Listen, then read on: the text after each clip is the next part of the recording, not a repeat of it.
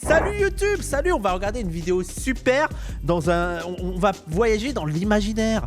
Imaginez, allez, utopie, il n'y a plus de catastrophe écologique, il n'y a plus de risque de guerre, il n'y a plus de risque de crise économique. Non, ça y est, c'est terminé. Pourquoi? Parce qu'on a enfin Rochdy en dictateur, en despote éclairé. Ça vous fait rêver? Eh ben ça tombe bien, Rochdy a fait une vidéo où il explique ce qu'il ferait s'il était dictateur. Oh oui, ça me fait bander. Let's go, on va regarder ça. Il se prend pour qui, quoi? Il se prend pour qui? Cette tenue, cette manière de parler et tout, tu joues un trop grand rôle dans ta vie. Rochdy, redescends. Tu n'es pas l'intellectuel que tu penses être. T'es un teubé. T'es jaloux. Mais attends, mais jamais de ma vie je m'habillerais comme ça. Jamais de ma vie je m'habillerais comme ça. Ça j'aime pas. En fait, en plus, comment dire, je trouve qu'il porte mal cet habit, non pas parce que ça ferait pas la tenue, mais parce que je trouve qu'il le porte pas de manière naturelle. Je trouve que ça fait trop forcé. Je sais pas si vous voyez ce que je veux dire. Je sens le mood du gars qui se dit « Ah, c'est comme ça qu'il faut que je m'habille » et il a pas vraiment le style du costume, quoi. Non, non, je serais pas stylé en costume, jamais de la vie. Wissam, pour toi, Rochdy n'est pas intellectuel le plus brillant de l'extrême droite? Sinon, qui plutôt? Pour moi, ça reste de Benoît. Après, il fait plus rien de Benoît. Mais vraiment, le gars d'extrême droite ou la meuf d'extrême droite la plus intelligente ou le plus intelligent, je sais pas, de Benoît. Sarah Knafo, je la trouve très très maligne. Je la trouve effrayante tellement je pense qu'elle est douée. Non, mais actuellement, hein. Actuellement. Je pense que c'est la meilleure politicienne, Sarah Knafo. Gauchet, ouais, mais après, Gauchet, c'est pas extrême droite, mais c'est un réactionnaire, ouais. Yavin Curtis, je connais pas trop. Il faudrait qu'on en parle avec Norman Najari. Vous savez qu'il va sortir un nouveau livre là sur le technofascisme. Let's go. J'ai rêvé que j'étais dictateur de France avec tous les pouvoirs, absolument tous les pouvoirs. Je pouvais faire à peu près tout ce que je voulais pour réformer. Que dis-je réformer? Révolutionner le pays. Et je vais vous raconter ce rêve sympa, ce rêve très sympa. Un rêve. Il l'a pas rêvé en fait. C'est une vidéo qu'il prépare depuis un moment, mais il l'a pas rêvé. Ça c'est faux. Il s'est dit viens, je débute en disant si j'avais. Je raconte que j'ai fait un rêve parce qu'il a l'air trop chiant ton rêve comme ça. Moi j'ai tous les pouvoirs dans mon rêve. Je vole. Attention, je vole pas comme un arabe. Hein. Je vole quoi. Est-ce que les gens qui font des... Est-ce qu'il y a des gens là qui font des rêves, des rêves conscients là? C'est quoi vos trucs là? Les rêves conscients? Ça doit être trop bien pour moi. J'ai l'impression les rêves conscients... Les rêves lucides, voilà. Mais moi, si je pouvais faire des rêves lucides, je me réveillerais plus. Je resterais dans mes rêves en fait. Ça a l'air trop bien de faire des rêves lucides. Tu peux faire ce que tu veux. Est-ce que tu as la sensation, par exemple, si tu voles, tu as vraiment la sensation de voler? Ou c'est juste, ah, tu sais que t'es dans ton rêve et c'est tout? J'ai déjà libéré la Palestine dans mon rêve lucide. Oui. Oui. Il y a des gens là qui savent faire des rêves lucides là dans le...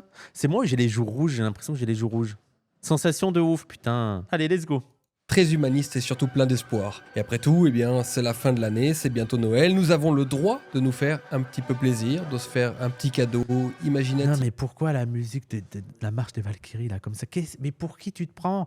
Tu fais une vidéo nulle comme ça, là. Calme-toi, redescends d'un cran, là, tranquille. Pète un coup, en fait.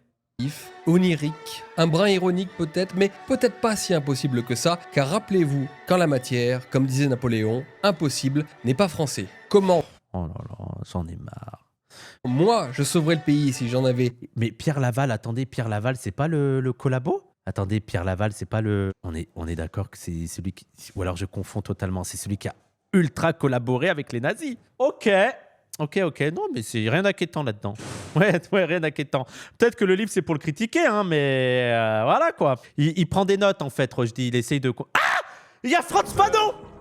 Les gens, il a le livre de... Il a le... Je crois, en plus, c'est l'intégrale, non? Ou il y a plusieurs trucs de Frantz Fanon, là, à la découverte. Ou alors, est-ce que c'est pas ses écrits de... Mais regardez ça! D'un côté, il y a Laval, et là, il y a Frantz Fanon. Aux éditions, je me demande si c'est pas ses écrits psychiatriques ou un truc comme ça. Putain, je suis dégoûté. Ça me fait mal. Ça me fait mal qu'il y ait du Frantz Fanon chez lui. Know Your Enemy, oui. C'est l'édition complète de Fanon à la découverte, j'ai la même, ouais, il me semblait que c'était ça, ouais. Le pouvoir, je vais vous raconter ça. Et qui dit Noël, les amis, dit cadeau de Noël, et je vous annonce qu'en ce moment... Oh là là, mais il est obligé de faire la promo. Ben oui, de toute façon, il est pas auto-édité, non? C'est quoi, là? À chaque fois, il fait la promo de son livre, là. Et ça, un cadeau de Noël.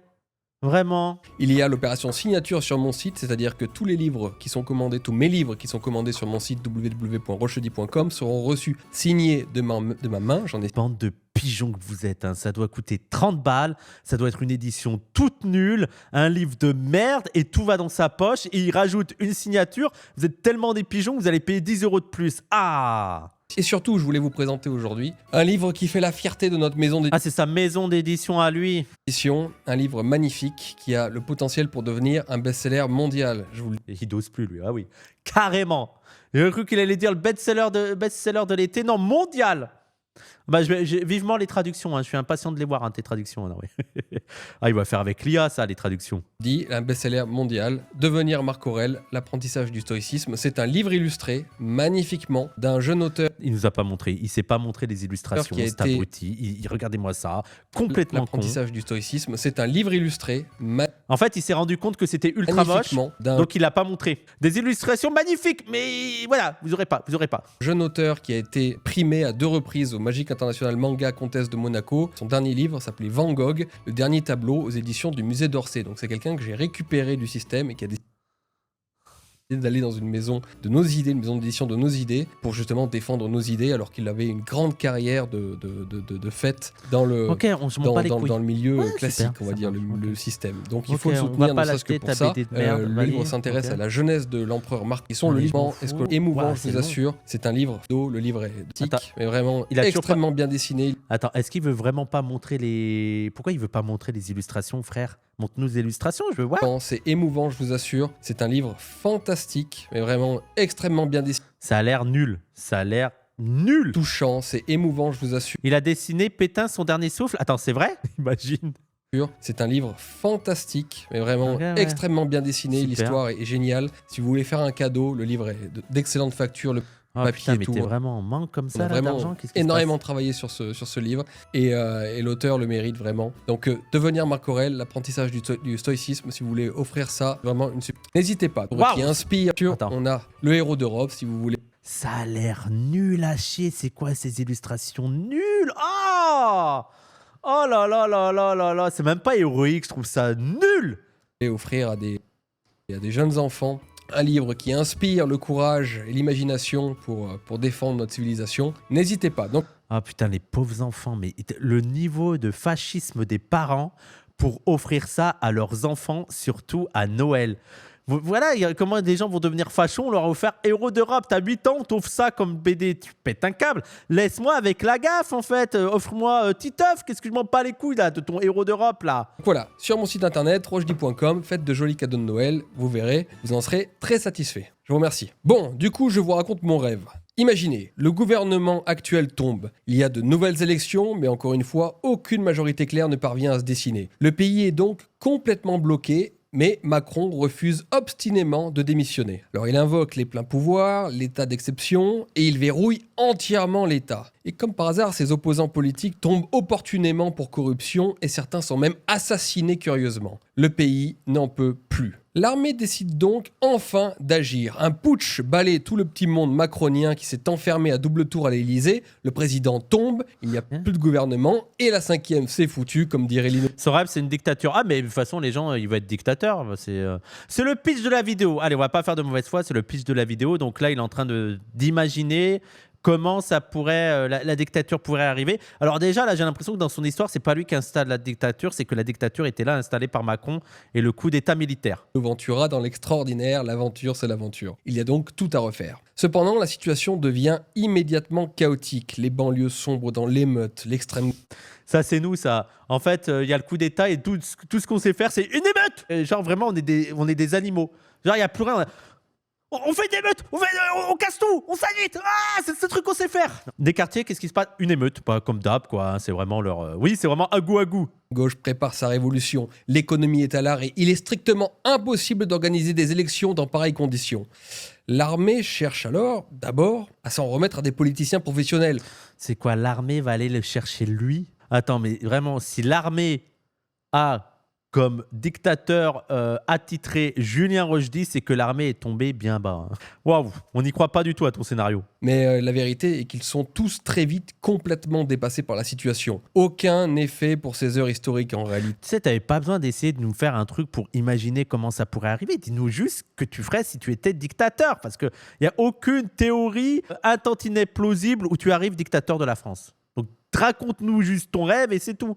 Dès que tu leur enlèves le restaurant de l'Assemblée, les plateaux de BFM TV et leurs notes de frais, ils sont complètement paumés, perdus. Et là, les discours ne suffisent plus. Les mesurettes sont de l'histoire ancienne. Enfin, il ne s'agit plus seulement de plaire. Même dans ses rêves lucides, il n'a pas les couilles pour prendre le pouvoir tout seul. À des électeurs, il s'agit enfin, comme je vous dis, de faire. L'armée doit donc trouver vite une solution. Donc désespérés, quelques jeunes officiers brillants issus de Saint-Cyr se rappellent soudainement d'un intello. Ah oh là là là là, mais comment ils se sucent. Genre les intellos, les jeunes brillants de Saint-Cyr, leur référence, c'est Julien Rochdy. C'est-à-dire ils sont tellement brillants dans cette situation-là, ils se disent c'est Julien Rochdy qui va nous sauver. Hein. Un peu barré qu'ils avaient rencontré lors d'une soirée et avec lequel ils avaient discuté de cette situation, de la possibilité de tels événements. Hein. Vous vous en rappelez les gars? Il y croit en fait, il croit vraiment. Alors pas que lui il serait nommé comme dictateur, hein, mais son scénario juste avant il y croit, ça va être comme ça dans sa tête. C'est pas qu'il y croit, c'est qu'il l'espère, ça le fait bander. Mais vraiment les fachos et le fantasme de la guerre civile, il se branle dessus, je suis persuadé. Moi je m'en rappelle. Alors il m'appelle, moi, à la barre, pour voir si je peux un peu les aider. Faire quelque chose, au moins peut-être les conseiller. Je quitte donc mon Ardèche dans laquelle je m'étais barricadé avec quelques bonnes familles et de bons fusils. Hein. Ah putain. Et me voilà à Paris, au milieu du merdier. Je vous raconte pas les petites... Il a déjà prévu, lui. C'est-à-dire que lui, il y a la guerre civile, il va se barricader chez lui. Bravo, bravo le courage. Manœuvres, les petites manigances que je fais. Hein. Je fais un peu du Staline, si vous voyez ce que je veux dire. Je pousse un peu mes concurrents dans l'escalier. Et du coup, me voilà enfin dictateur. L'armée me donne un mandat de 10 ans, renouvelable, évidemment, pour tout. Bon, dictateur, tu t'en fous, tu fais... T'es dictateur, quoi. Il n'y a pas de mandat renouvelable, t'es dictateur. C'est quoi un dictateur, mais juste pendant 10 ans, attention. Hein. Non, mais moi, je suis un gentil dictateur. Hein. Ça doit tourner, en fait, le dictateur, pour vraiment avoir du changement.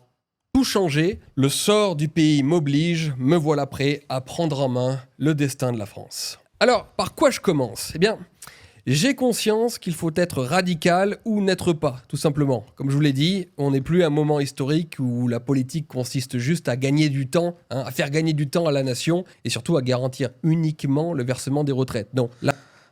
Non mais vraiment, c'est nul les gens. Pourquoi on a mis cette vidéo? C'est nul, j'en ai marre. J'en ai marre de la vision de la politique par ces intellectuels-là d'extrême droite. C'est vraiment des enfants qui se prennent pour des intellos, je te jure. La France a besoin de changements majeurs pour s'en sortir. Je commence donc par m'attaquer directement à la racine des problèmes. Aux Arabes. Les Arabes, ça dégage. Voilà. Après, on va régler les choses. Mais déjà, les Arabes, vous dégagez.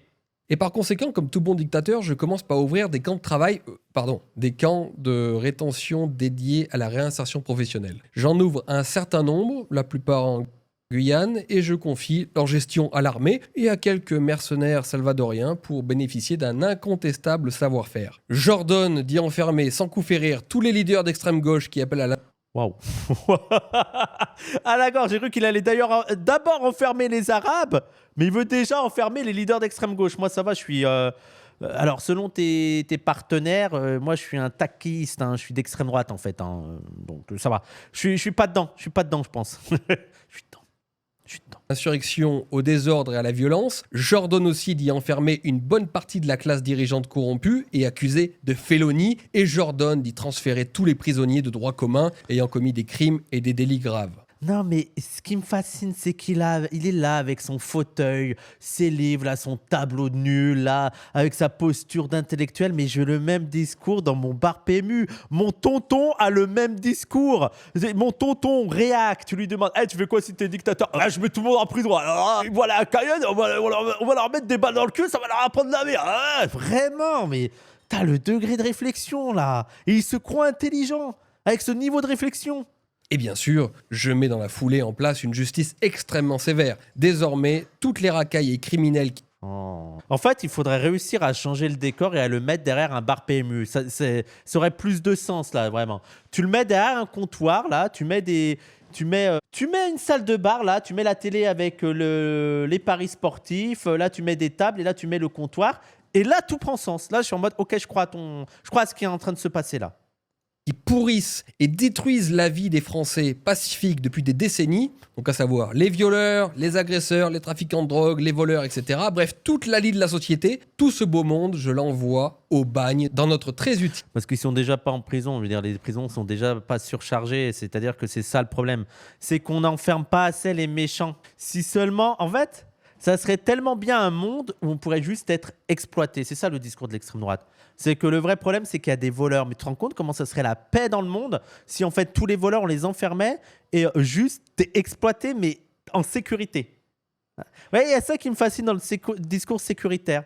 C'est qu'ils n'en ont rien à foutre que les ouvriers soient exploités. C'est qu'ils peuvent être exploités en sécurité. Hein, en sécurité. Et d'ailleurs, moi, j'avais une question pour les droitards et les fachos. Parce que souvent, ce qu'ils mettent en avant pour parler de l'augmentation de l'insécurité, c'est le sentiment d'insécurité. Souvent, ils confondent les statistiques objectives qui mesurent le taux d'insécurité en France en voyant les vols, les agressions, etc. et le sentiment d'insécurité. Et quand tu lis les travaux sociologiques, tu vois qu'il y a un plus gros taux de sentiment d'insécurité que vraiment de l'insécurité. L'insécurité en tant que telle, de manière objective, elle est relativement stable depuis des années, même par rapport à il y a 50 ans, elle a baissé. Mais par contre, le sentiment d'insécurité augmente, notamment à cause du discours politique, médiatique, qui mise à fond là-dedans. Mais donc, j'ai une question. Parce qu'eux mettent beaucoup en avant ce sentiment d'insécurité. Et donc, je sais qu'à côté de ça, ils ont tout un discours sur la masculinité, la virilité, la féminisation de la société, et qu'en fait, on n'a plus des vrais hommes, qu'on est tous des couilles molles. Et donc, donc, on pourrait dire, selon leur logique, que le sentiment d'insécurité, il n'est pas dû vraiment à la sécurité, mais au fait qu'on est devenu des couilles molles. Voilà. Je voulais savoir. Je voulais savoir si on suivait leur logique, ce serait plutôt ça, quoi. Voilà. C'est une question. Qu'est-ce qu'ils en pensent de cette théorie, quoi. Voilà. Dites-moi ce que vous en pensez, parce que j'aimerais bien avoir votre avis. Voilà. Il est très hospitalière, Guyane. Et pour gérer les graves problèmes des banlieues qui ont alors sombré dans l'anarchie, dans l'émeute, eh bien, on commence tout simplement par y envoyer nos forces spéciales, avec ordre de mettre hors d'état de nuire tous les gros caïds avec toutes leurs bandes. Tous. On arrête ainsi les racailles, les agitateurs, les imams radicaux, tous. Il n'y a aucune place pour toute cette engeance. Mais attends, parce que là, Ordre de mettre hors d'état de nuire tous les gros caïds avec toutes leurs bandes. Tous. On arrête ainsi les racailles, les agitateurs, les imams radicaux, tous. Mais il va falloir des grandes prisons quand même, là, mon petit Julien. Hein, parce qu'il y a quand même pas mal de gens. Ciao, Jean-Pascal, l'agitateur. Mais là, ouais, ça fait du monde. Il va falloir des prisons, des grandes prisons, même les camps de concentration, enfin, les camps de travail, enfin, les camps de réinsertion, je ne sais pas quoi, pour les construire, pour les surveiller, pour assurer le minimum vital, pour que les gens qui sont là-bas, pour payer les gens qui surveillent. Ça va coûter de l'argent, ton truc. Hein. Je pense que je ne sais pas si. C'est sur quoi que tu vas rogner là, parce que ça va être chaud. Hein. 40 millions de Français en prison. Oui. Parce qu'il n'y a pas seulement les Arabes et les Noirs. Hein. Là, ça commence à être beaucoup. Il n'y a aucune place pour toute cette engeance dans le plus beau pays du monde. Oh là, faut qu'il s'arrête. Mais Julien Rochdy, tu serais anglais, le plus beau pays du monde, ce serait l'Angleterre. Tu serais malgache, le plus beau pays du monde pour toi, ce serait Madagascar. Arrête avec ça, quoi. Tu serais russe, le plus beau pays du monde, ce serait la Russie. J'en peux plus de ça, putain. Ça suffit désormais. Et une fois l'ordre rétabli, je peux enfin m'attaquer à l'économie et à l'État lui-même. Parce que ça, c'est secondaire. Hein. D'abord, la délinquance et après... l'économie. Sachant que ce n'est pas à ce dernier, comme on entend sans arrêt depuis des décennies, à créer des emplois, mais aux entrepreneurs, aux créateurs, aux actifs. Résultat, simplification systématique de notre droit, numérisation et passage à l'intelligence artificielle pour notre administration. Ça c'est effrayant. Hein. Alors là, il est ultra libéral, genre c'est l'IA qui gère l'administration. Oh putain. Les trois tards, vous avez changé niveau tradition. Hein. Mais en plus, ça veut dire qu'il y a moins d'emplois. Économiquement, ça va être compliqué. En plus, si tu enlèves toute l'administration, tous les fonctionnaires, il va falloir en créer de l'emploi. Hein. Je pense que ça va être le trouble en France parce qu'il va y avoir pas mal de chômeurs, hein. Surtout avec là, la crise économique, le fait qu'ils n'ont pas l'air d'être au courant, mais ce qui amène aussi les tensions mondiales, c'est qu'il y a une crise de la surproduction. C'est-à-dire qu'on produit tellement qu'on ne sait pas où vendre. Il n'y a plus d'acheteurs, il n'y a plus de consommation. Donc, c'est pas juste en continuant à produire là, avec vos entrepreneurs que tu vas créer des... Voilà, il y a un problème en fait que vous n'avez pas l'air de comprendre là-dedans. Ah oui, on sera en prison, bah oui. Ah bah oui. Paperasse, plus de bureaucratie, moins de fonctionnaires. Ensuite, passage progressif mais inéluctable à la retraite par capitalisation. Pour être plus précis, je garantis une retraite. Ok, mais il veut faire du Macron en fait. Il y a quoi de révolutionnaire? T'es juste sur du Macron encore plus radical. Faut me dire quelle est la rupture majeure là depuis le début avec Emmanuel Macron. C'est voilà. Minimale à toutes les personnes âgées pour qu'aucune ne souffre de la pauvreté, mais tout ce qu'il y a au-dessus de ce revenu minimum et universel doit désormais... C'est quoi le revenu minimum pour les vieux là? Est-ce que tu peux nous dire c'est quoi là? Voilà, moi j'aimerais bien savoir c'est quoi le chiffre pour lui. Être le produit de l'épargne choisie durant une vie. On supprime aussi la plupart des aides sociales à mesure que le marché du travail s'amplifie, grossit, et on en termine avec la plupart des subventions. Cela nous donne ainsi du mou pour permettre une baisse fantastique des impôts et des taxes. Cependant, est-ce qu'il y a vraiment des prolos blancs qui sont convaincus par ce discours-là? Est-ce qu'il faudrait leur parler avec eux? Est-ce qu'ils se rendent compte à quel point ce discours, si on appliquait ce programme, parmi les premières victimes, il y aurait les ouvriers blancs. Moi, ce qui me fascine, c'est les ouvriers blancs qui sont en mode anti-impôt. Mes frères, arrête! Ils arriveraient à faire du Macron en moins bien. pour réorienter T'as vu son costume, il s'adresse pas aux prolos blancs, je pense. Oui, effectivement. notre économie vers la production et la sortie enfin de... Supprimer les fonctionnaires, comme ils disent, c'est 6 millions de personnes à qui il faut filer un taf, ajouté aux personnes sans taf qu'il y a déjà. Mais non, mais c'est complètement con. Complètement con. Ces deux facettes infernales que sont l'économie de la consommation d'une part et l'économie de la rente de l'autre, on permet une hausse ciblée de la fiscalité sur les rentes de toutes sortes et à l'investissement productif. Par exemple, en donnant des avantages clairs pour l'épargne longue en actions, en obligations d'entreprises françaises, en offrant des crédits d'impôt, d'investissement, etc. Vraiment, je vous assure, rediriger les capitaux français vers la production et vers les entreprises françaises plutôt que dans l'immobilier spéculatif et les rentes inutiles, c'est la clé de la transformation économique de Allez, dégage le néolibéral. Allez, ça dégage. notre pays. Nos entreprises tombent ou se font sans cesse racheter par l'étranger parce qu'elles sont toujours à court de capitaux. Parce que notre géronto-bourgeoisie préfère acheter 35 appartements et 26 maisons secondaires, histoire d'ailleurs d'empêcher aux jeunes d'accéder à la propriété, plutôt que d'investir. J'ai cru pendant 2 secondes qu'il allait dire les jeunes d'accéder au logement. Mais non, là, c'est juste les jeunes d'accéder à la propriété. Alors déjà, avant qu'on arrive à accéder à la propriété, frère, il nous faut de l'argent, quoi. Ouais. Non, mais lui, il vise les jeunes qui peuvent devenir proprios, mais qui le peuvent pas, quoi. J'ai eu la pub maintenant, il est dans nos passé boîtes chez les filles. françaises. Eh bien, on va changer ça. On va taxer durement la rente et détaxer massivement, au contraire, le travail et la production. Et ça, eh bien, il faut malheureusement être en dictature pour le faire, parce que si vous proposez cela aussi clairement lors d'une élection, eh bien, vous n'êtes tout bonnement pas élu, parce que nous avons beaucoup trop de personnes âgées rentières dans notre pays. C'est comme ça. Et ainsi, avec des finances tellement... Il veut faire de la méritocratie. Oui. De toute façon, il est ultra-libéral. Hein. C'est ça qui le distingue d'une partie de la gauche. Mais attends, il prépare sa campagne présidentielle? Non, il prépare sa future dictature. en scène, qu'elles sont... Mais ça serait bien qu'on fasse la même vidéo, en vrai. Qu'on fasse le programme de la dictature islamo-gauche. Mais putain, mais oui. Ça sera ma prochaine vidéo, en fait. On essaye de trouver un fauteuil comme ça et tout. Et on prépare le programme de la dictature islamo-gauchiste, en fait. Nouveau excédentaire, je peux déclencher une mobilisation exceptionnelle des capitaux du pays pour une relance massive du nucléaire, pour une électrification totale du territoire, pour la robotisation. Alors ça, la France Insoumise dit non. Non au nucléaire, non.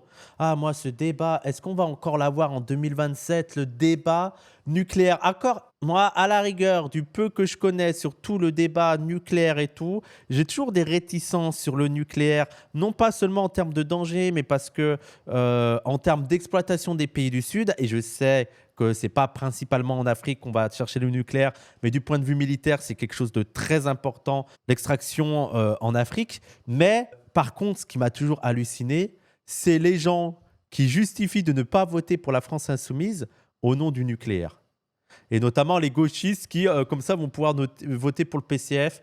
Vous êtes tellement malhonnête, mais tellement malhonnête. C'était pas, comment il s'appelle l'autre là sur les langues là, Linguisticae qui avait dit ça? Le thorium arrive, t'inquiète pas, oui, bon, pas avant 30-40 ans, hein, ton thorium. Hein. L'IA, l'espace et une réindustrialisation stratégique et écologique. Et ainsi, avec ce double mouvement, à la fois celui d'une libéralisation interne et de l'autre, celui d'investissement d'avenir massif d'un État stratège intelligent, tout le monde est appelé à travailler, à produire et à s'enrichir. J'assainis donc notre... Oui, ça marche comme ça en fait, hein, tout bonnement. Hein. Tu enlèves l'administration et tu mises sur le nucléaire. On bosse tous dans le nucléaire et dans l'IA. Genre, dans son projet, il faut investir dans l'IA et dans le nucléaire. Et comme ça, c'est bon, on a tous du travail. Oui, bon, laisse-moi rester. Je suis dubitatif quand même hein, sur ton projet. Hein. Économie en quelques années. Surtout que je réforme entièrement le système scolaire. Je le privatise. Ouh là là. Oh putain. Économie en quelques années. Surtout que je réforme entièrement le système scolaire. Je le privatise presque totalement.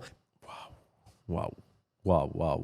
En fait, c'est Javier Milei, c'est vraiment le libertarien états-unien. On va écouter la privatisation de l'école. Il va falloir quand même, parce que là, il est en train de tout privatiser. Hein.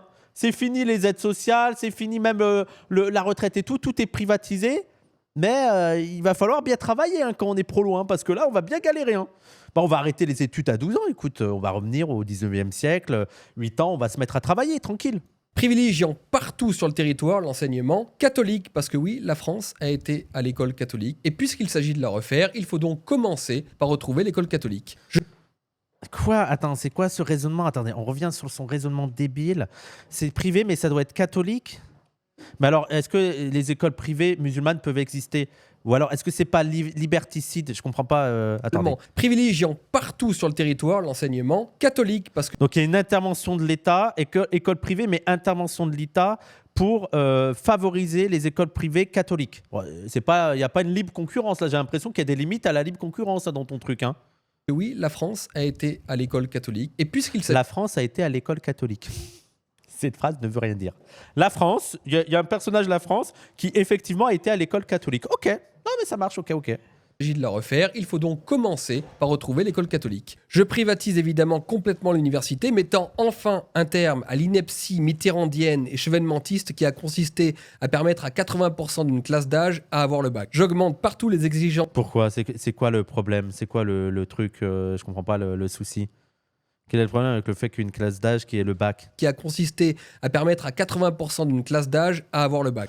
Non, je ne veux plus que 80% de la population ait le bac et ait accès aux études supérieures. Ça, c'est terminé. Parce qu'après, ils ont des revendications, ils veulent plus devenir ouvriers. Ils sont en mode, hey, j'ai le bac, je mérite un meilleur emploi, un emploi où j'ai moins mal au dos. Eh non, c'est bon, stop. Les prolos, vous allez continuer à être prolos. Donc, on va privatiser l'école. Vous aurez accès à des écoles de moins grand standing avec des moins bons profs. Donc, vous serez moins bon sur la compétition scolaire. Donc, vous n'allez pas avoir le bac. Donc, vous allez retourner à être prolo, à galérer, même pour avoir des soins et tout. Voilà son programme. Son programme, c'est de revenir au 19e siècle, hein, je vous le dis. Hein.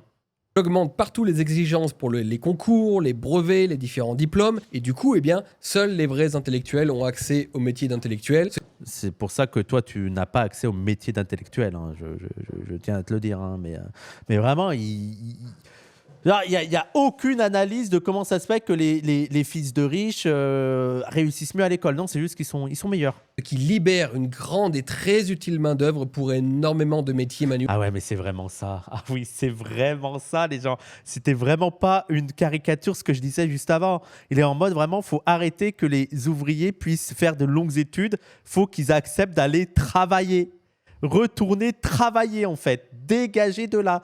Pour les prolos, vous êtes pris pour qui à vouloir faire des longues études? Tu veux faire des longues études, t'as qu'à travailler pour payer ces longues études et être meilleur que celui qui ne travaille pas pour faire ses longues études. Allez, let's go. Allez, dégage à l'usine. Dégage, allez. Dont nous avons besoin. Moins de sociologues, pauvres et gauchistes à l'université, c'est plus d'artisans prospères et de droite dans nos villages. Oh, mais le monde des toits. C'est-à-dire que si t'es pas sociologue, tu deviens artisan. Et dans un village d'ailleurs. Voilà. Tu vas dans un village et tu deviens artisan. Et je vire bien sûr tous les pédagogues gauchistes de notre système éducatif. Je recentre l'instruction primaire et secondaire sur les savoirs élémentaires et les humanités classiques. J'impose 2 heures de sport par jour de l'école primaire jusqu'au lycée pour avoir des gamins en pleine forme. Non mais c'est un bébé, j'ai vraiment l'impression d'entendre un bébé là. En fait, on va faire en sorte que les gens ils redeviennent intelligents et ceux qui sont pas intelligents, en fait, ils vont aller travailler et en fait, on va vraiment là, ça va être une école où vraiment ceux qui sont intelligents, ils gagnent et ils gagnent et en plus, je vais faire 2 heures de sport et comme ça, on n'aura que des gens musclés et en bonne santé. Essayez et c'est comme ça que ça va marcher en fait. J'exclus toute propagande communiste et wokiste qui existe encore. Et Eh bah dis donc, j'ai quand même l'impression que le libertarien, il est pas très libertarien, quoi. Liberté, mais pas tant que ça. Pas de liberté pour les ennemis de la liberté, j'imagine, hein, c'est ça dans sa tête, hein, pour les communistes. Hein. je punis de mort tous les pédocriminels parce que nos enfants... Mais quel rapport? Attends, mais... Ah, ok. Ah, ok, j'étais en mode, quel rapport avec les communistes et les pédocriminels? Ok. de l'école primaire jusqu'au lycée pour avoir des gamins en pleine forme. J'exclus toute propagande communiste et wokiste qui existe encore. Et il veut dire propagande à l'école, j'imagine. C'est vrai que la propagande communiste à l'école, oula, moi c'est comme ça que je suis devenu communiste. Hein. C'est qu'à l'école, on a lu Karl Marx et Engels dès le départ. Hein. C'est vraiment, il y avait le partage total. Hein. je punis de mort tous les pédocriminels parce que nos enfants sont sacrés.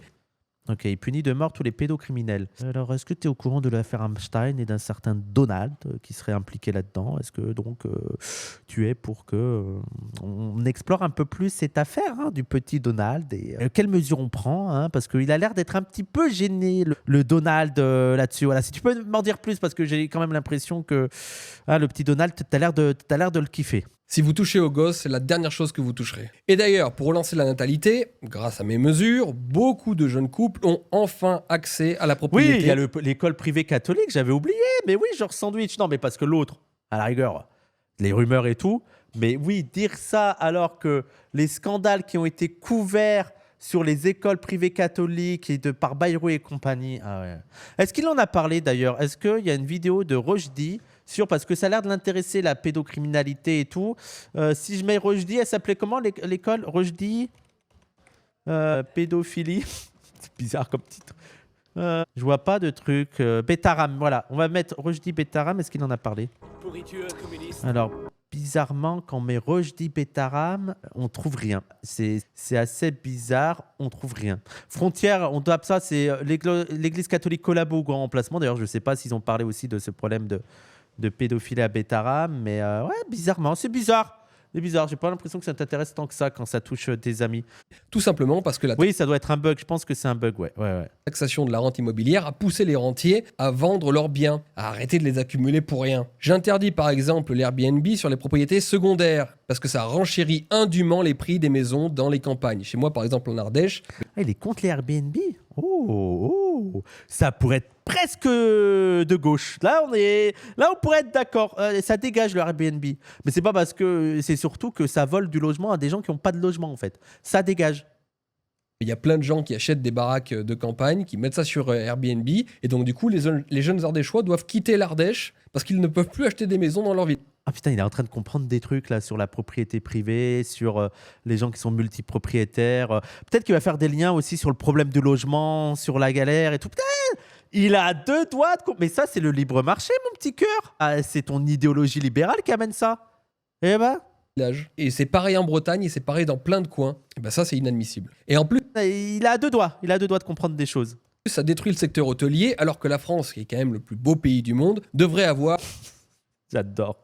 J'adore ça, le plus beau pays du monde. Moi, j'ai vraiment... Est-ce qu'il y a une vidéo où il a vraiment comparé tous les pays?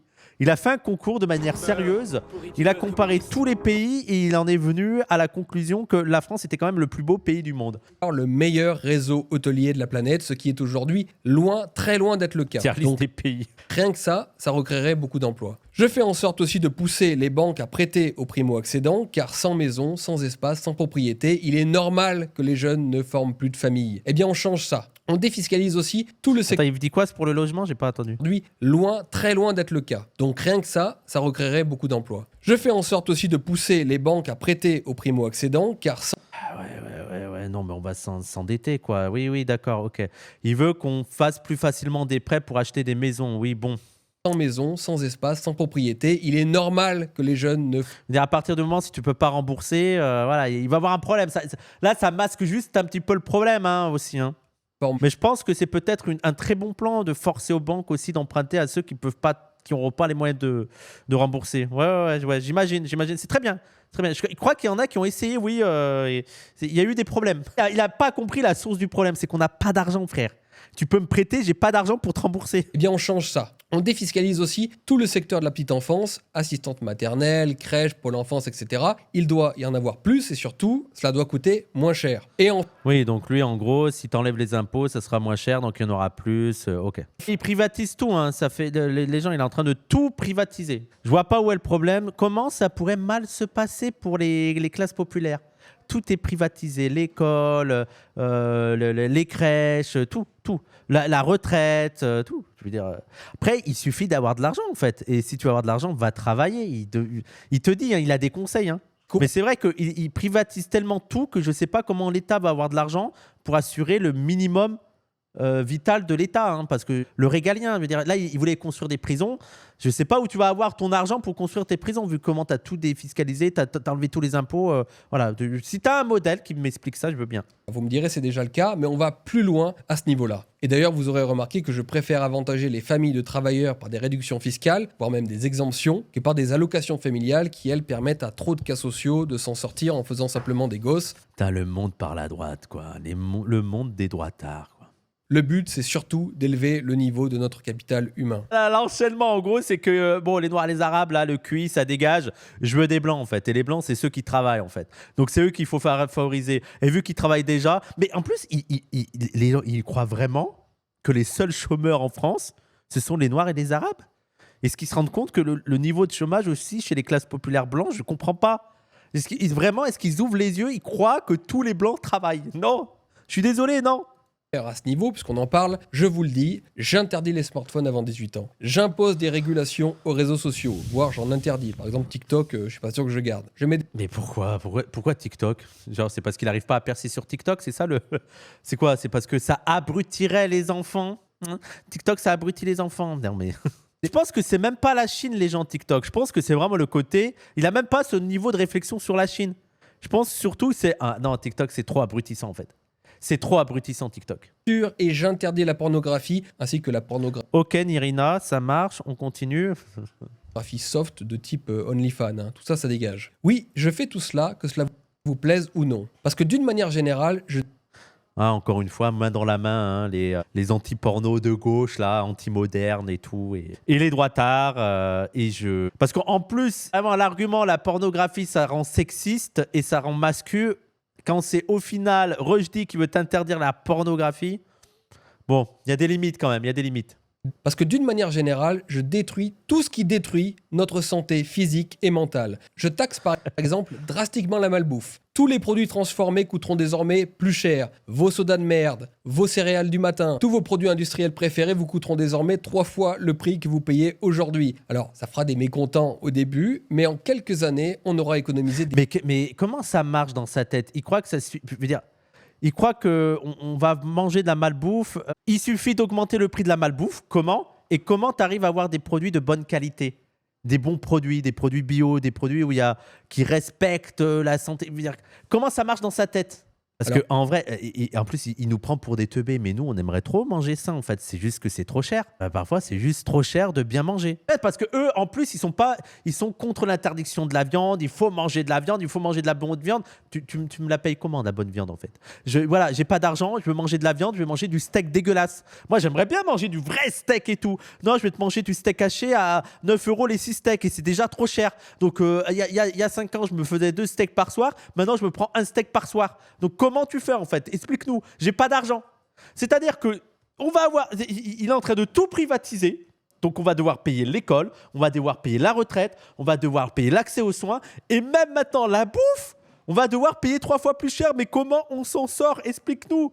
En plus, il enlève l'administration, donc il n'y a plus de fonctionnaires.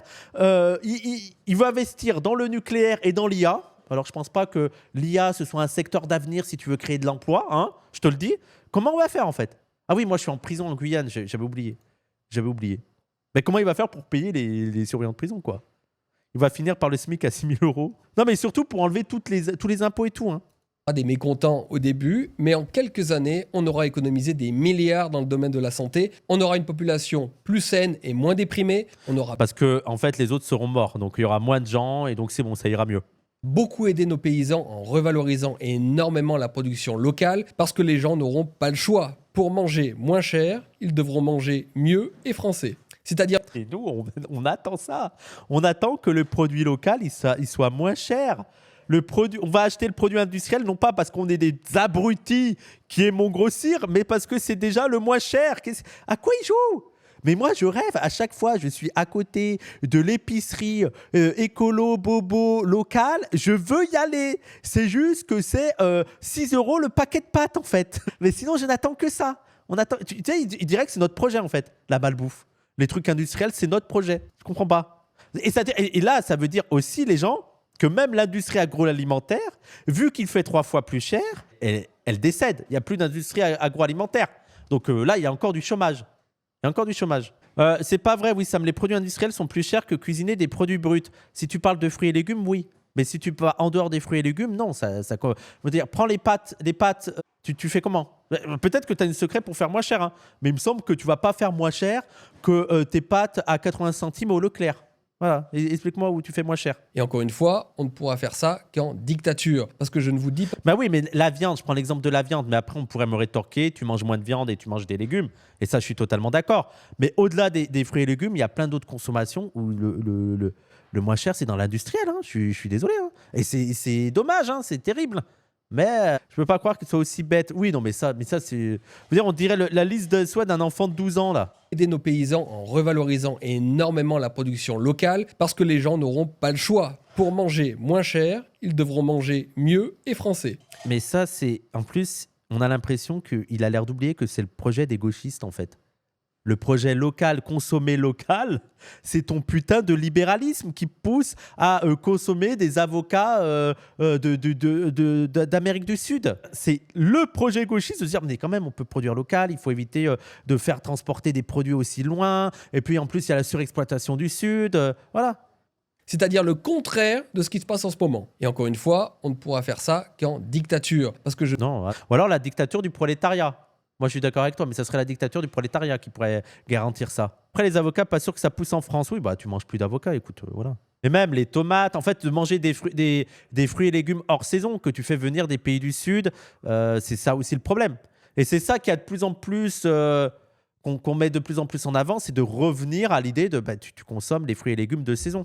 vous vous prendriez dans la gueule par les lobbies de l'agroalimentaire qui sont extrêmement puissants en France et en Europe si jamais vous proposiez cela dans un programme. Et pourtant, ce serait une excellente mesure. D'ailleurs, concernant les pays... Mais ils s'opposent aux industriels agroalimentaires, mais est-ce que c'est pas en contradiction avec toute son idéologie libérale ? Je comprends pas, lui, comment ça marche, comment il justifierait ça ?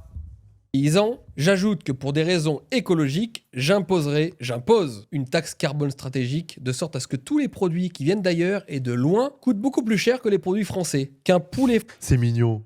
C'est mignon, il croit que ça va suffire, il croit que la taxe carbone, on n'y a jamais pensé, c'est ça qui va sauver le monde de la catastrophe climatique. De taxer les produits qui viennent de loin. français sain qui vient du village à côté de chez vous coûte aujourd'hui plus cher en supermarché qu'un poulet de merde brésilien élevé en batterie, c'est une aberration à laquelle on met fin. Les frontières Ah, si seulement il y avait un camp politique qui avait ce discours-là, je me demande lequel. économiques restent ouvertes, bien sûr, on n'est pas communiste, mais puisque nous sommes aussi écologistes, eh bien nous mettons étatiquement des taxes carbone à tous les étages pour favoriser partout le localisme. Point final. D'accord, donc on va avoir de l'argent à partir des taxes carbone. Donc il n'est pas totalement anti-impôt, il y a des taxes qui l'ajoutent. Parce qu'il a toujours le mode, les taxes, c'est ce qui nous tue. Non, il y a quand même des taxes. Et à propos sans bureaucratie, oui, mais c'est l'IA. Hein. Je rappelle que c'est l'IA qui gère la bureaucratie. Donc, c'est l'IA qui va fixer le niveau de taxe. d'écologie, je fais aussi payer chèrement toutes les externalités négatives aux entreprises pollueuses et empoisonneuses. Le but, c'est d'orienter intelligemment toute notre économie vers le sain et vers l'utile. C'est le but de ce que j'appelle un bio-État. Je travaille là-dessus en ce moment. Mais en fait, c'est les soulèvements de la terre, en fait. C'est ça. Mais Rochdi, on est d'accord avec toi sur le consommer local, sur éviter de faire exporter des choses qui viennent de loin, sur le manger sain. Oui, c'est de l'écofascisme. Mais en plus, on vire les Arabes.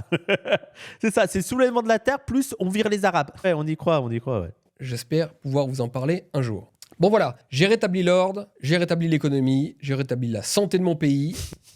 Bravo, hein, il a fait tout ça en très peu de temps. On est fiers de toi. Maintenant, je m'attaque à un problème existant. Ah oui, c'est pas en plus, c'est d'abord, il vire les Arabes et après, consommation locale, la paysannerie et tout. Et en fait, les Français sont tellement cons à pas consommer local. Je sais pas ce que vous attendez en fait. Existentielle, la présence sur notre sol de millions de personnes non assimilées et non intégrées. Et les choses... Ah, c'est les Arabes.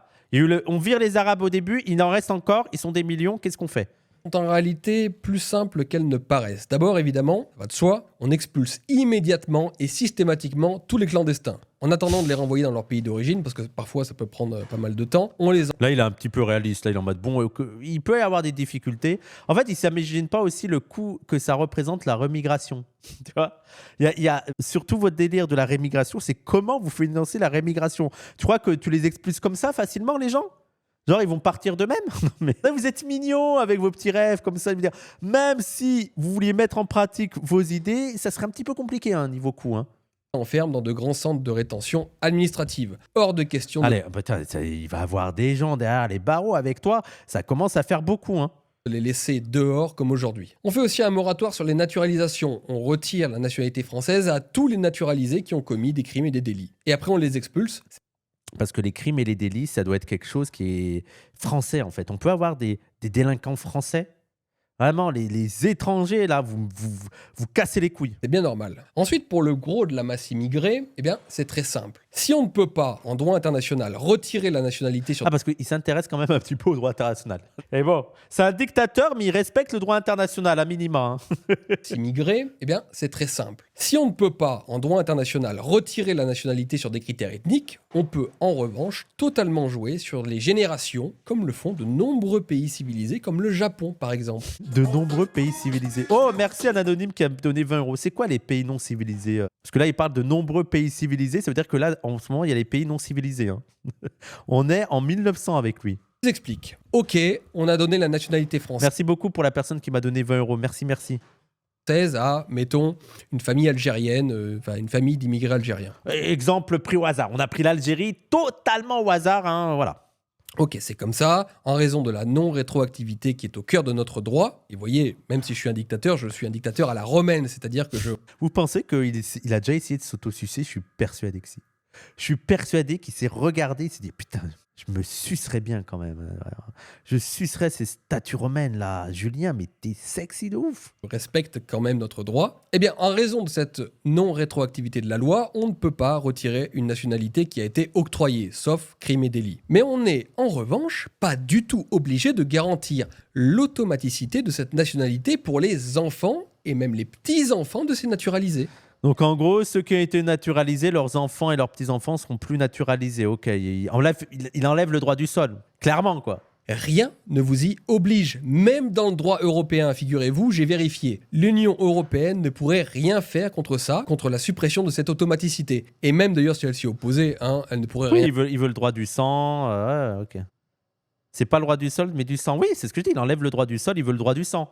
Mais après, le problème, c'est comment tu caractérises le sang. Une famille, c'est-à-dire qu'une famille qui est naturalisée française, dans l'idéologie du droit du sang, c'est ça que je me demandais. Par exemple, dans l'idéologie du droit du sang, une famille qui a la citoyenneté française, qui est naturalisée française, est-ce qu'elle a maintenant le droit du sang dans le sens où ses enfants, vu qu'elle est naturalisée française, bah c'est le droit du sang on considère que leur sang est français. Ou est-ce qu'il y a vraiment une analyse biologique de ce droit du sang ? Donc là, il est même au-delà de ça. Là, il est même au-delà de cette théorie du droit du sang, parce que dans la théorie du droit du sang, une personne naturalisée française, ses enfants deviendront françaises, de même le droit du sang. Vous voyez ce que je veux dire ou pas ? Oui, voilà, c'est ça. Donc, ouais, même le droit du sang, il le supprime. Il dit juste, vous avez été naturalisé français, mais vous n'êtes plus vraiment... Mais après, à partir... Donc, c'est ça, il y a... Parce que là, il dit qu'il pense avoir trouvé le truc pour permettre la fin de la naturalisation française des étrangers, des Noirs et des Arabes en gros, sans avoir de perspective ethnique, parce que ce serait interdit. Ok. Mais donc, si tu enlèves l'automaticité de la naturalisation des enfants de Français, bah, soit tu le fais pour tous les Français, c'est-à-dire même les Français blancs, soit tu décides que c'est que pour certains Français, et donc il y a toujours une perspective ethnique. C'est-à-dire que ces Français sont pas vraiment Français comme les autres, de par leur appartenance ethnique. Ah, ou alors, je suis en train de réfléchir sur son idée de con. Je me prends trop la tête, non? Donc je vous disais, nous ne sommes absolument pas sommés d'accorder automatiquement la nationalité française aux enfants de naturalisés. Et donc là, du coup, la France revient en position de force. Nous pouvons choisir à nouveau. Les enfants d'immigrés naturalisés français devront dorénavant demander la nationalité française. Mais là, comme par hasard, les critères d'admission auront été extrêmement relevés. Donc, il est en train de faire une citoyenneté française, une catégorie de citoyens français qui seront jamais pleinement français. C'est des indigènes, quoi. Voilà, il est en train de recréer l'indigénat.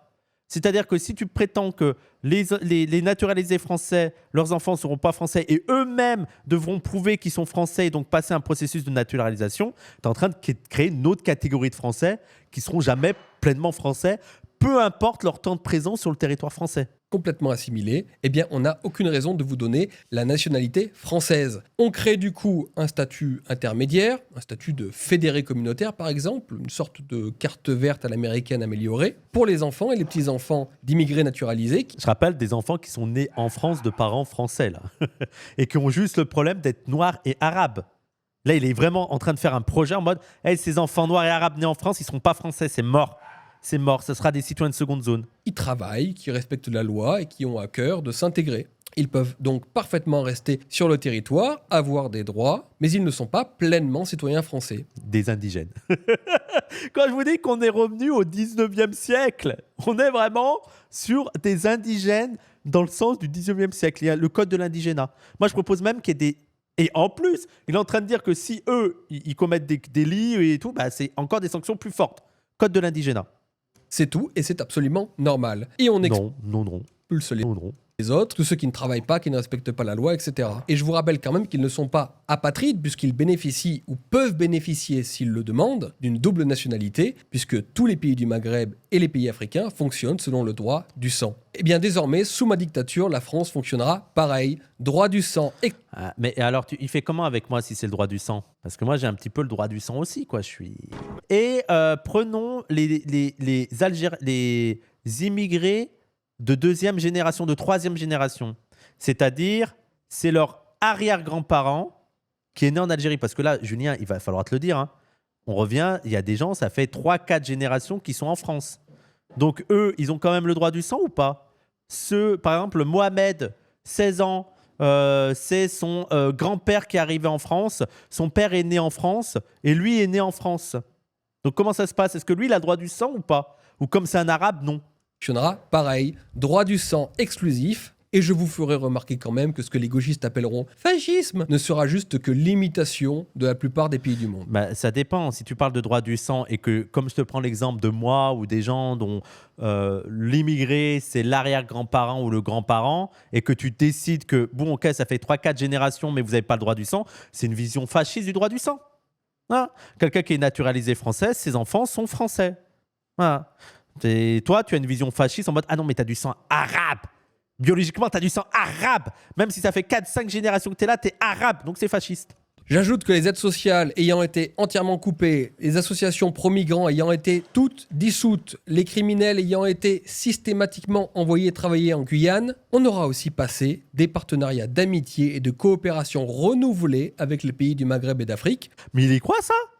En gros, attends, tu es en train de dire que, parce que dans ton délire, c'est que tu renvoies tous les délinquants au Maghreb, et après, vous pouvez faire un truc d'amitié avec le Maghreb. Tu crois sincèrement à ça? Tu enfermes toute l'immigration, tu es en train de maltraiter l'immigration maghrébine et même sud-africaine en général, l'immigration africaine en général, et les pays africains, ça va faire une amitié avec les pays entre l'Afrique et l'Europe. Ok, non mais pourquoi pas? Non mais si dans ta tête c'est comme tu veux, oui. Dans l'idéal, moi je pense même qu'on pourrait se dire qu'en fait, d'un coup, Xi Jinping, il voit que t'es trop bien, il voit Julien Rochdy, il se dit ah putain, Julien Rochdy il est incroyable, il décide de donner toutes les richesses de la Chine à la France, et comme ça nous les Français on peut tous vivre comme des rois. Voilà. Voilà. On peut finir sur ça, il n'y a pas de souci. Hein. Allons-y. Hein. Parce que le but, c'est pas du tout d'être en guerre avec eux. Au contraire, je veux des grands pactes d'amitié avec tous ces pays. Des pactes d'amitié. Là, on fait, il s'est cru sur civilisation. On déclare qu'on est amis. Ok, on déclare qu'on est amis. C'est parti. Je veux arrêter avec la France-Afrique, le franc CFA, les ingérences militaires, la franco... Mais leur renvoyer ceux que tu ne désires pas sur ton territoire, quand bien même ils n'ont aucun rapport avec le territoire en question. Ces pays. Je veux arrêter avec la France-Afrique, le franc CFA, les ingérences militaires, la francophonie, etc. Tout ça, c'est terminé. Je n'y crois pas. Je n'y crois pas. Eux, les droitards qui disent « Ah non, mais j'aime pas la France-Afrique et tout, moi je suis contre », c'est juste qu'ils ne comprennent pas qu'il y a des intérêts militaires, économiques de cette France-Afrique. Eux, ils croient vraiment qu'ils sont vraiment en mode « Mais pourquoi on va chez les Noirs là ? En fait, faut arrêter, chacun chez soi, chacun chez soi. » J'ai l'impression qu'ils n'ont pas les perspectives économiques. Ils croient que l'État français, Bolloré, tout ça, ils sont en Afrique, juste comme ça. Juste, ça nous amuse d'aller là-bas, on est mondialiste. Non, c'est parce que la grandeur de la France, que ce soit économiquement, stratégiquement et tout, se construit sur ce néocolonialisme. Hein ? Il faut arrêter de... Je ne veux plus qu'on accuse la France de néocolonialisme. Je suis un patriote cohérent. Je veux que... alors, frère, ça va être compliqué d'avoir... Quand même, là, tu es en train de nous dire, fini l'administration, fini les impôts, privatisation de tout. On construit 150 000 prisons pour enfermer des millions de personnes. On termine la France-Afrique. Donc, il n'y a plus le pillage néocolonial. Les militaires, ça rentre tout en France, hein, d'ailleurs. Hein, on finit les bases... D'ailleurs... Stratégiquement, ça va être compliqué. Hein. Va expliquer aux militaires que ah non, mais les bases là en Afrique, les bases dans les territoires colonisés, en Kanaki et tout, ça dégage. Non, on revient en France. Je crois que même les militaires, ils vont pas être d'accord. Hein. Et quand tu sais l'importance de l'industrie militaire pour la France, oui, les militaires l'ont mis en place. Ah oui, mais je pense que les militaires n'étaient pas au courant de ça. Hein. Et même financièrement, ça va être un petit peu chaud à garder, quoi. Ça va être un petit peu chaud, hein, je te le dis. Chacun soit chez soi libre, avec ses ressortissants, dans une vraie égalité sur le... Oui, il va expliquer à Total qu'elle va devoir quitter l'Afrique. Oui, il va expliquer aux industries françaises. Donc, il y a les militaires français que tu vas devoir convaincre et la bourgeoisie française qui a des affaires dans les pays du Sud. Voilà. plan international. Surtout que, là, tu es en train de nous dire que niveau financement, c'est-à-dire que les industries, elles veulent quand même avoir leurs établissements dans les pays du Sud, niveau salaire et tout, niveau droit du travail et tout. C'est quand même mieux pour elles d'avoir leurs travailleurs dans le Sud qu'en France. Tu vois. Mais je suis impatient. Je suis impatient de voir Julien Rochdy défendre l'Afrique face aux militaires français et aux industriels. Moi, je veux voir ça, ouais. Et avec un commerce équitable. Et cette approche... Quoi ? Attends, quoi ? Je suis un patriote cohérent, je veux que chacun soit chez soi libre, avec ses ressortissants, dans une vraie égalité sur le plan international et avec un commerce équitable. Non mais ok. Non mais en fait c'est vraiment le libéral un peu con qui est dans le monde des idées, dans l'abstraction totale, quoi, qui ne connaît rien en économie et qui est encore, tu sais, au stade de la main invisible. Vraiment, il est resté à ce stade-là. Vraiment, il n'a suivi aucune évolution, aucun débat. Il est pas du tout ancré dans le réel.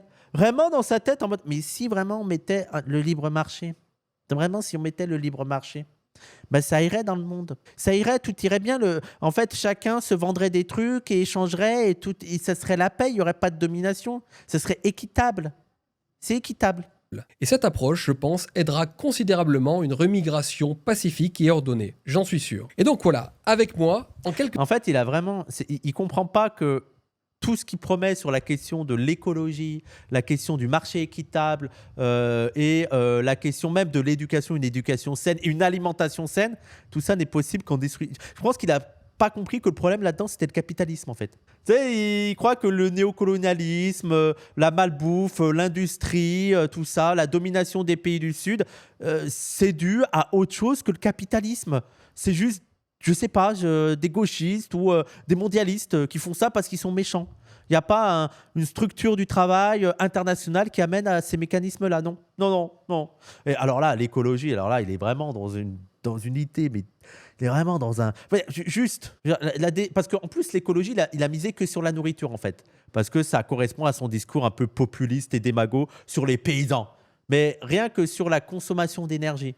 Comment ça se passe, en fait ? Sur Total, prenons Total et toi tu te dis écolo. Donc c'est quoi ton discours à l'égard de l'industrie du pétrole ? Parce que là, il y aura deux problèmes. C'est-à-dire que tu te prétends écolo, l'industrie du pétrole va pas être content. Et en plus, tu veux terminer les dominations du Sud. Alors, je sais pas si tu es au courant, mais par exemple, le conflit entre Trump et le Venezuela, c'est un peu lié à ça, quoi. Donc, il faudrait que tu me dises comment ça se passe face à l'industrie du pétrole. La remigration la plus essentielle sera accomplie ou en passe de s'accomplir.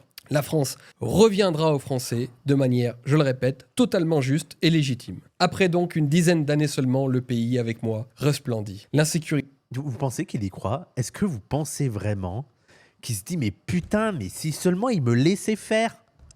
Vraiment, je suis persuadé qu'il a un ego tellement surdimensionné qu'il croit vraiment dans sa tête que si lui il gère ça, c'est bon, c'est fait. Putain, ils sont tellement bêtes. Moi, j'ai la solution en fait. Et en plus, ça c'est vraiment une vision droitard de croire que c'est lui. Il y a une personne qui pourra régler tous les soucis. Et c'est là, tout est là dans ma tête et j'ai la solution à tout. Hein, je suis sûr qu'il y croit, les gens. Sur les salaires. Le tourisme est florissant, nos familles font plein de petits bébés, nos entrepreneurs peuvent développer des boîtes innovantes, mais générales. Allez, petite vision de... faudrait mettre une musique des Teletubbies et Julien Rochdy nous explique son monde parfait. Let's go. La remigration qui a fait cesser la pression à la baisse sur les salaires. Le tourisme est... Ah là là, mais la vision capitaliste. Vraiment, il croit que c'est à cause de l'immigration que les capitalistes nous payent moins. C'est juste ça, sinon ils nous payeraient plus. S'il n'y avait pas d'immigrés, ils nous payeraient plus. Alors explique-moi pourquoi ils délocalisent les entreprises. Florissant, nos familles font plein de petits bébés, nos entrepreneurs peuvent développer des boîtes innovantes sans être pourchassés par le fisc et la bureaucratie, et des entreprises du monde entier. Parce qu'il n'y a pas assez d'aide à l'entreprise aujourd'hui, hein. Non, vraiment, aujourd'hui, on est dans une dictature communiste qui ne fait aucune aide à l'entreprise. Alors là, jamais. Veulent s'installer chez nous en raison de notre fiscalité, de nos infrastructures et surtout de notre bon vivre français enfin retrouvé. Je peux donc... C'est ça, les investisseurs vont être heureux de venir en France parce qu'il y a du bon saucisson. En bon dictateur aimé de son peuple, m'attaquer à la décentralisation, refaisant nos vieilles provinces, instaurant une vraie démocratie locale, une démocratie beaucoup plus importante car je crois à la démocratie locale. Et si la démocratie locale décide de revenir sur le projet d'avant, comment ça se passe? Mais lui, il est pour la démocratie locale après avoir... Parce que le gars, il se la joue démocrate. Non, mais après ça, je rétablis la démocratie. Hein. Après avoir enfermé des millions de personnes, viré des millions de personnes et tué des millions de personnes, je remets la démocratie. Quand tout le monde est bien au pas et d'accord avec moi, c'est bon, je remets la démocratie. Et attention quand même, hein. Attention. Je fais donc en sorte de libérer les gens de Paris et de la centralisation qui nous a tant coûté. Et du coup, grâce à moi, les gens... Mais ça aussi, comment ils arrivent à lier, à négocier le fait, parce qu'ils sont très patriotes, très l'histoire de la France, la patrie française et tout, et le régionalisme. Mais ils n'arrivent pas à comprendre que leur vision de la France éternelle est en fait héritée de la France d'il y a 200 ans, 300 ans, de cette République française qui a construit ce mythe, et notamment la Marseillaise, le drapeau. Et cette unité, ce mythe français a été fait, le coup de ça a été la destruction du régionalisme. Rien que la langue française que tu es en train de parler, mon petit Rochdy, on a dû détruire des cultures locales. Donc comment ça se passe? Comment vous arrivez à lier ça? Votre patriotisme français, le drapeau français et tout, qui s'est imposé en détruisant le régionalisme, en détruisant les particularités locales. Voilà, je voudrais une réponse sur ça aussi. Peuvent désormais choisir leur destin en toute responsabilité. Nous avons ainsi refait des Français libres, des Français fiers, des Français forts. Le Français assisté, soumis, fragile, qui baissait la tête et qui ne savait plus qui il était, eh bien ce Français-là n'est plus que de l'histoire ancienne. Et forcément... Ce mépris des Français, quand même. Genre, là, il est en train de dire que là, les Français d'aujourd'hui, ils baissent la tête. Les Blancs fragiles. Il est en train de vous traiter de Blancs fragiles, le gars, là. Bien, c'est évident, tous les Européens veulent copier le modèle français. Non, mais l'ego du gars, quoi. En fait, il révolutionne pas la France seulement, mais l'Europe, hein, et le monde même. Je les y aide, et je fais instaurer... Ah oui, d'accord, ok. Il va aider aussi l'Europe, ok. Bah, tant qu'à faire. Mais il a mis que 10 ans pour redresser la France, donc il a encore pas mal d'années pour faire l'Europe et après le monde. Hein. Une nouvelle confédération européenne sur le cadavre de la vieille Union européenne vermoulue. La France et la civilisation européenne sont ainsi sauvées, mes amis. Et c'est le moment pour moi de partir. Je suis vieux, je suis fatigué, j'ai donné ma vie à la France. Le dictateur que je suis a fait ce qu'il fallait faire. Est-elle ainsi là qui, lui, aurait réussi? Je m'apprête à rendre le pouvoir aux Français. Or, il se trouve que j'ai choisi mon héritier à la manière d'un empereur romain. Mais attends, pourquoi, comment ça, t'as choisi On n'était plus dans les démocraties? Attendez, y a pas, comment ça? Qu'est-ce qui se passe? Quoi? Attendez, on va refaire parce qu'il y a un épisode. Il avait pas dit que maintenant, ça serait la démocratie? Je m'apprête à rendre le pouvoir aux Français.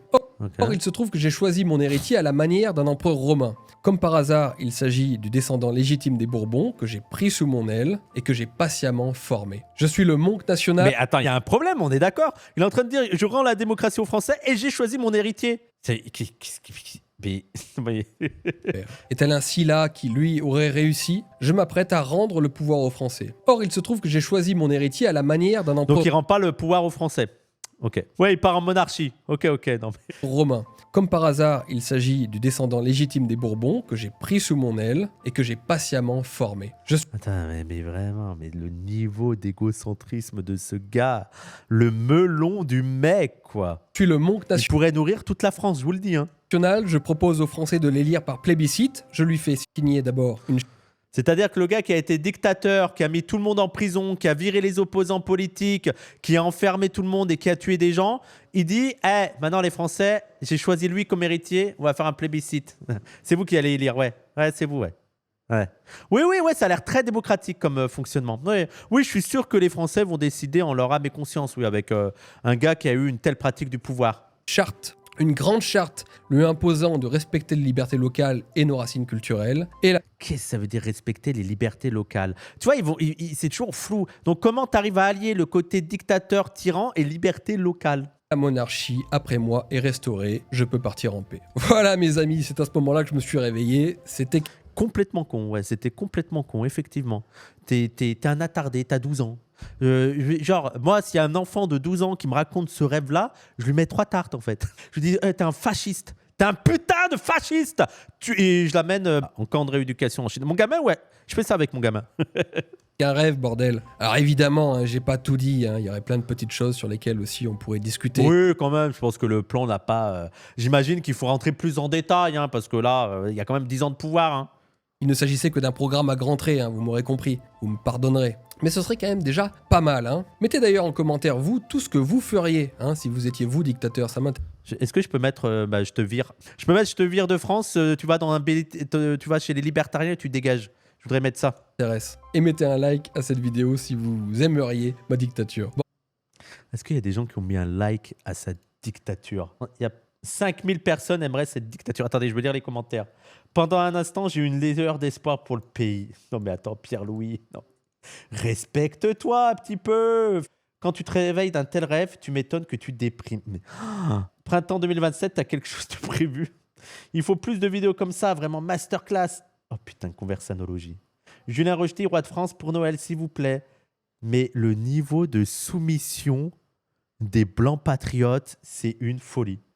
Si seulement, Julien, si seulement, rien à redire.